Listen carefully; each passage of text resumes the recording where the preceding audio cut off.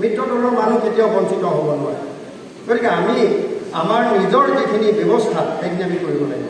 অৰুণোদয়ৰ কাৰণে এটা ক্ৰাইটেৰিয়া আছে। অৰুণোদয় যিটো নিয়ম মতে পাব লাগে, অৰুণোদয় পাবলৈ হ'লে অবিবাহিত, বিকলাংগ, অতিমাত্ৰা দুখীয়া ৰেচন কাৰ্ড থকা, ৰেচন কাৰ্ডে প্ৰমাণ কৰিব এইবিলাক, আৰু চাকৰি মানে নাপাব, এইবিলাক থকা মানুহে অৰুণোদয় পাবই। আৰু আগত যিবিলাক মানুহক অৰুণোদয় কাটিছিল সেইটো জেনেৰেলি অসমত সকলোকে কাটি দিছিল। তাৰমানে আগত নাপাবলগীয়া বহু মানুহে পাইছিল, ধনী মানুহে। সেইটো ৰাজনীতিকৰণ কৰা হৈছিল। এতিয়া সেইটোকে আকৌ পৰীক্ষা নিৰীক্ষা কৰি পেলাই অৰুণোদয়খিনি খোৱাৰ ব্যৱস্থা ইতিমধ্যে কৰিছে। তাত আমাৰ মানুহখিনি কিমান ভাগ লয়? কাটি দিছে শব্দটোৱে কৈছে, আমাৰ মানুহে কিমান গৈছে?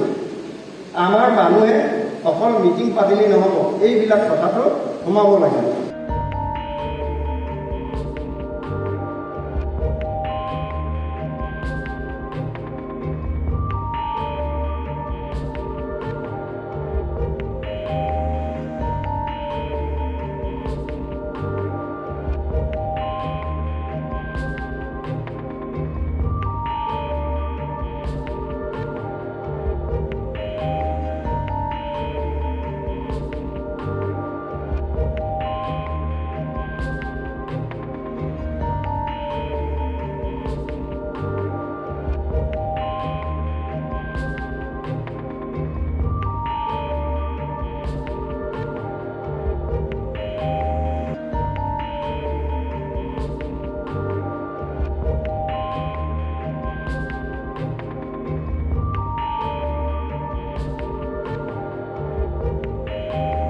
যিকোনো খবৰৰ বাবে যোগাযোগ কৰক 7099017330 লগতে 7099017110 নম্বৰত।